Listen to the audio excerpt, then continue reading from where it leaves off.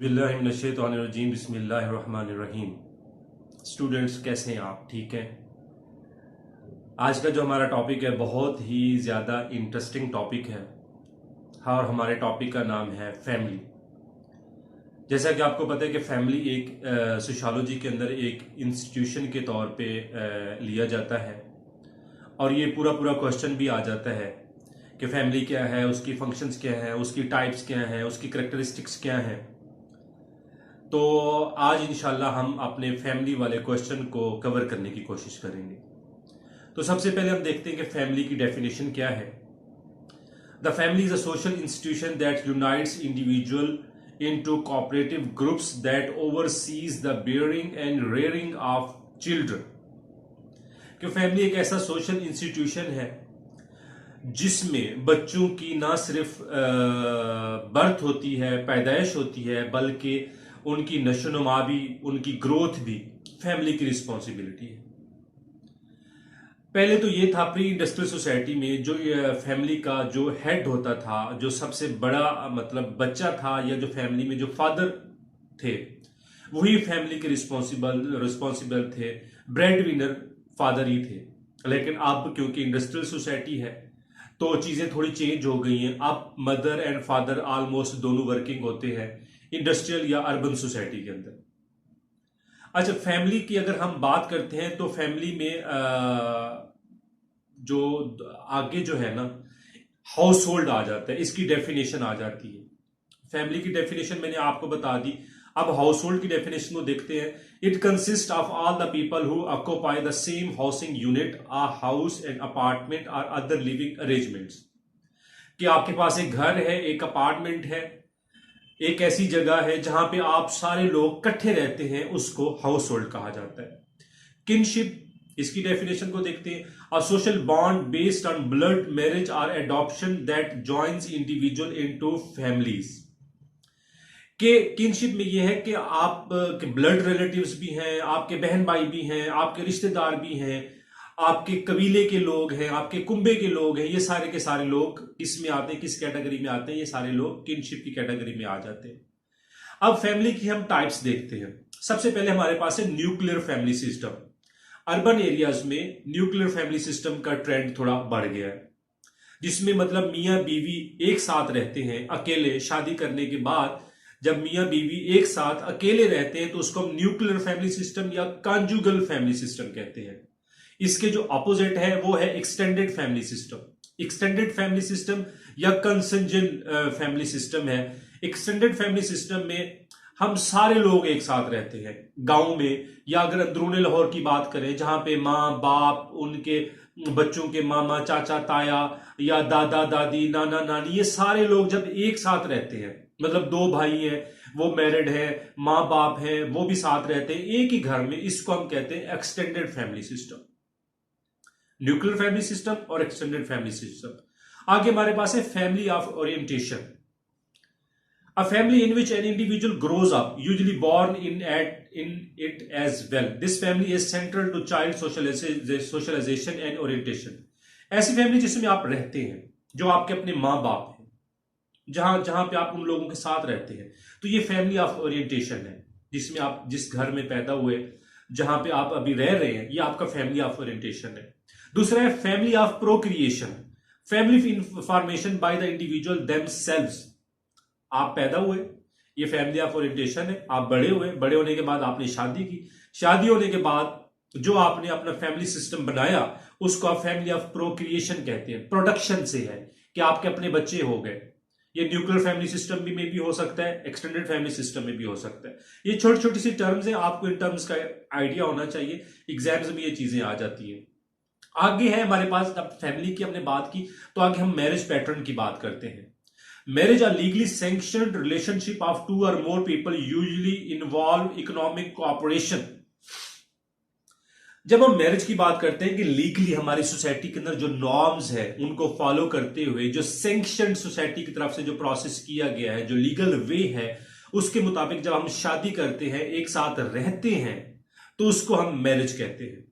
अब जब हम मैरिज की बात करते हैं तो मैरिज क्योंकि ग्लोबल ट्रेंड है, जिस तरह फैमिली ग्लोबली एक ग्लोबल एक है, इस तरह मैरिज भी ग्लोबली लिया जाता है इस कॉन्सेप्ट को। इसमें क्या है कि हर सोसाइटी के अपने रूल्स और नॉर्म्स होंगे मैरिज के हवाले से, ठीक है। अब आपने जब उन नॉर्म्स एंड रूल्स को फॉलो किया और उसके मुताबिक आपने सोसाइटी में शादी की और आपने रहना स्टार्ट कर दिया, तो इसको हम मैरिज कहते हैं लीगली। सोसाइटी जिसको लीगल वे में देखती है। अब सोसाइटी के जब हम नॉर्म्स की बात करते हैं तो यहां पे एक टर्म यूज होती है इंसेस्ट टैबू। इंसेस्ट टैबू का मतलब यह है कि आपके सोसाइटी के वो नॉर्म्स जिसमें सोसाइटी आपको मना करती है कि आप इस रिलेशनशिप के साथ सेक्सुअल रिलेशनशिप नहीं बना सकते। आप इस बंदे के साथ, इस बंदी के साथ आपकी शादी नहीं हो सकती। बहन भाइयों की आपस में शादी नहीं हो सकती। खाला की और भांजी की आपस में शादी नहीं हो सकती। चचे की और भतीजा की और चची की आपस में शादी नहीं हो सकती। मतलब ऐसे रिश्ते जो हमारी सोसाइटी में, इस्लामिक सोसाइटी में महरम के तौर पे लिए जाते हैं, इसको हम सोशियोलॉजी की टर्म में कहते हैं इंसेस्ट टैबू। अब क्रिश्चियन कम्युनिटी की जब हम बात करते हैं तो वहां पे कजन मैरिज अलाउ नहीं है, वो इंसेस्ट टैबू है। लेकिन हमारी सोसाइटी में, मुस्लिम कम्युनिटी में कजन मैरिज की परमिशन है। तो इस तरह हर सोसाइटी का अपना कल्चर है, अपने नॉर्म्स है। उस नॉर्म्स और कल्चर के मुताबिक वो लोग शादी का पैटर्न हम अडॉप्ट करते हैं सोसाइटी के अंदर। अब जब हम मैरिज की बात करते हैं तो सबसे पहले हमारे पास टाइप है एंडोगैमी की। The practice of made selection from the same social category. It limits marriage prospects to others of the same age, race, religion or social class. Endogamy, endogamy में यह है कि आप शादी करते हैं किसके साथ? सेम क्लास है, सेम रिलीजन है, सेम ओरिजिन है, सेम एथनिसिटी है, सेम कल्चर है। इसमें आप अपनी बिरादरी से भी ज्यादातर होता है। इसको हम कहते हैं एंडोगैमी। लेकिन अगर आप इसके अपोजिट जाते हैं तो उसको हम कहते हैं एक्सोगैमी, कि आप बिरादरी से हट गए, आप कास्ट से हट गए, आपने रीजन चेंज कर लिया या आपने सिटी भी चेंज कर लिया, तो ये एक्सोगैमी, एग्जिट से हो गया। कि अगर आपने अपनी कल्चर में, अपनी ग्रुप में, अपनी सोसाइटी में शादी की तो ये है हमारे पास एंडोगैमी। अगर आप बाहर चले गए तो वो है एक्सोगैमी। दूसरा है मोनोगैमी। मोनोगैमी ग्रीक वर्ड से निकला है वन यूनियन, कि आप एक वक्त में सिर्फ एक शादी कर सकते हैं, जिस तरह हमारी सोसाइटी में है, या समझ लें कि यूरोपियन कंट्रीज में ज्यादातर ये मतलब ज्यादा कल्चर पाया जाता है कि आप एक वक्त में सिर्फ एक शादी कर सकते हैं। आपने एक शादी की, शादी करने के बाद वो आपकी शादी चलती रही, अगर आपने वो शादी आपकी डिवोर्स हो गई तो क्या होगा कि आप री मैरिज करेंगे। तो इसलिए मोनोगैमी के साथ साथ सीरियल मोनोगैमी की टर्म भी यूज होती है। लेकिन आप एक वक्त में एक बीवी अपने साथ रख सकते हैं, एक रिलेशनशिप में एक स्पाउस के साथ आप रह सकते हैं, दो नहीं। तो जब यहां पे एक की बात होगी तो आप, और डिवोर्स के बाद जब आप दूसरी शादी करेंगे तो उसको हम सीरियल मोनोगैमी कहते हैं। फिर polygamy, a form of marriage uniting 3 or more people. It could take different forms of many unions. Polygamy exists in 3 specific forms.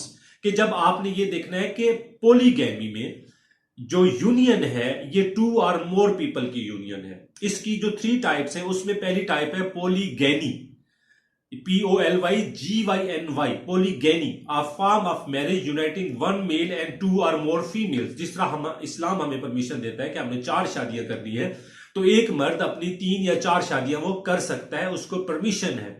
जिस तरह देखे ना पोलीगैमी की जो है ना, पोलीगैमी उसके अम्ब्रेला के नीचे ही पोलीगैनी आ रही है। पोलीगैमी में हम मोर देन 2 या 3 पार्टनर्स रख सकते हैं। फर्स्ट फॉर्म में क्या है कि एक मेल मेंबर है वो 2 या 3 बीवियां रख सकता है, उसको हम कहेंगे पोलीगैनी। और पोलीएंड्री में क्या है कि एक फीमेल है वो 3 या 4 हस्बैंड्स रख सकती है, वो 3 या 4 शादियां कर सकती है। ये बहुत एक और सी सिचुएशन है, लेकिन तिब्बत में अभी भी वहां पे ये मतलब थोड़ा कल्चर है और इसको फॉलो किया जाता है तिब्बत के अंदर। उसके बाद इसकी थर्ड फॉर्म है group marriage, a group of main marrying A group of women. It is in also odd situation. एक ग्रुप है उसमें 4-5 मर्द हैं और दूसरा ग्रुप है उसमें 4-5 औरतें हैं, वो आपस में एक दूसरे के साथ शादियां कर लेते हैं, तो इसको ग्रुप मैरिज कहा जाता है। ये तो था मैरिज पैटर्न्स के हवाले से जो ट्रेंड है ओवरऑल ग्लोब के अंदर, हमने वो डिस्कस किया। अब हम रेजिडेंशियल पैटर्न्स के हिसाब से चीजों को डिस्कस करते हैं कि फैमिलीज किस तरह से रहती हैं। Just as societies regulate mate selection so they designate where a couple resides after marriage. ठीक है, अब इसमें एक पैट्री लोकल है, a residential pattern in which a married couple lives with or near the husband's family. Patrilocal, आप इसको पिता से, आप इसको वो कर सकते हैं, कोरिलेट कर सकते हैं। पैट्री लोकल में आप क्या करते हैं, जिस तरह हमारी सोसाइटीज में है कि जोहर टाउन में एक फैमिली रहती है और बेटे ने शादी करने के बाद वो R1D1 ब्लॉक में चला गया, पैट्री लोकल कि वहां पे वो अपने फादर के जो आप दादा अब्बू आपके होते हैं, आप उनके इर्द गिर्द या साथ रहते होते हैं। मैट्री लोकल में क्या है, ये मदर से है। पैट्री लोकल पिता से आप माइंड में वो देख लें, और मैट्री लोकल है मदर से कि या तो आप मदर के पेरेंट्स के साथ रहते हैं या आप उनके साथ कहीं इर्द गिर्द रहते होते हैं, तो इसको मैट्री लोकल कहते हैं। न्यू लोकल में ये है कि ना तो आप फादर के पेरेंट्स के साथ रहते हैं, ना आप मदर के पेरेंट्स के साथ रहते हैं, बल्कि आप कहीं और रहते हैं कि आपने शादी की, सपोज मुल्तान में आपने शादी की, उसके बाद आप जॉब के लाहौर में या इस्लामाबाद में शिफ्ट हो गए, तो आप अलहदा हो गए, तो ये न्यू लोकल हो गया। तो ये तो था रेजिडेंशियल पैटर्न्स के हवाले से। फिर ये पैटर्न्स ऑफ डिसेंट, इसमें क्या है कि इसमें हमारी पहचान कहां से होती है कि हमें बाप के खानदान से याद किया जाता है या मां के खानदान से कोरिलेट किया जाता है। ये हमारी सोसाइटी में देखिए, हमारी सोसाइटी में ज्यादातर फादर का नेम ही बच्चों के नेम के साथ जो सर नेम है वो यूज होता है। इवन वाइफ भी शादी के बाद अपना सर नेम चेंज कर लेती है। तो जो पैट्रीलिनियल सिस्टम है, इसकी भी 3 टाइप्स हैं। A system tracing kinship through males, children are related to one and other only through their fathers and fathers typically pass their property on to their sons. It is mostly found in agrarian society. Patrilineal system में अब्बा जी चौधरी हैं, अब्बा के पास सारा कुछ है, अब्बा के मरने के बाद ही विरासत ट्रांसफर होगी बच्चों को। मैट्रीलिनियल में क्या है कि मैट्रीलिनियल में किनशिप जो होती है वो माँ की तरफ से होती है कि माँ की वजह से ही बच्चों को पहचान होती है या वो पहचाने जाते हैं। इस तरह है बिलेटरल सिस्टम, ये दोनों तरफ से है कि अब्बा की तरफ से भी प्रॉपर्टी आ गई और अम्मा की तरफ से भी प्रॉपर्टी आ गई। हमारी सोसाइटी में ज्यादातर यही होता है कि अगर हमारी अम्मा भी पीछे से जिम्मेदार हैं और उनके घर वाले उनको उस जायदाद में हिस्सा देने के लिए विलिंगनेस शो करते हैं, तो बच्चों को दोनों तरफ से प्रॉपर्टी मिल जाती है और दोनों तरफ से ही खानदान का जो है ना नाम आपस में बच्चों के लिए कोरिलेट हो जाता है। दोनों तरफ से ही उनको अच्छा जी ये फलां खानदान से या ये फलां खानदान से भी है। आगे है पैटर्न्स ऑफ अथॉरिटी।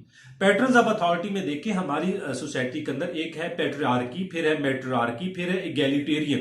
पैट्रियार्की पिता से कर ले कि ऐसी सोसाइटी, ऐसी फैमिली जिसके अंदर फादर ही सब कुछ हूं, ऑल इन ऑल फादर ही हूं। अब्बा जी जब घर में आए तो बच्चों को सांप सूंघ जाए, बच्चे बोलने के काबिल ना रहे, जो भी डिसीजन लेते हैं वो फादर ही लेते हैं, मदर के पास कोई उस तरह से अख्तियार नहीं होता। तो जहां पे पावरफुल अब्बा है, फादर है, वो पैट्रियार्की है। और मैट्रियार्की में ये है कि जहां पे पावरफुल मदर है, मदर की ही सुननी जाती है, अब्बा जी बोलते ही नहीं है। जो भी मेन डिसीजन होता है वो वालदा की तरफ से होता है, मदर की तरफ से होता है। तो ये हमारे पास पैट्रियार्की सिस्टम है। और आजकल क्योंकि इंडस्ट्रियलाइजेशन का एक टाइम चल रहा है, टेक्नोलॉजी भी है और एजुकेशन अवेयरनेस बहुत ज्यादा हो गई है, तो इगैलिटेरियन कल्चर हमारा, एक इगैलिटेरियन सोसाइटी बनती जा रही है, जिसमें क्या होता है कि माँ और बाप दोनों आपस में मिल बैठ के एक मशवरा करते हैं। मशवरा करने के बाद जो डिसीजन होता है दोनों का आपस में सेम होता है कि नहीं, दोनों की कंसेंसस डेवलप हो जाता है। तो इसमें मतलब एक जेंडर इक्वालिटी की बात हो जाती है। तो इगैलिटेरियन सोसाइटी भी आजकल के अगर मुआशरे में देखें तो बहुत ज्यादा हमें नजर आती है। तो ये था दोस्तों फैमिली के हवाले से एक मेरा पहला लेक्चर है, जिसमें हमने फैमिली को, मैरिज को, उनके रेजिडेंशियल पैटर्न को, उनके पैटर्न्स ऑफ डिसेंट को और पैटर्न्स ऑफ अथॉरिटी को, इन कॉन्सेप्ट को क्लियर करने की कोशिश की है। उम्मीद है कि मेरा लेक्चर आपको अच्छा लगा होगा। अगर आपको मेरा लेक्चर पसंद आया है, समझ आया है, तो मेरे आप चैनल को लाइक करें, सब्सक्राइब करें और शेयर करें। Thank you so much. Allah Hafiz.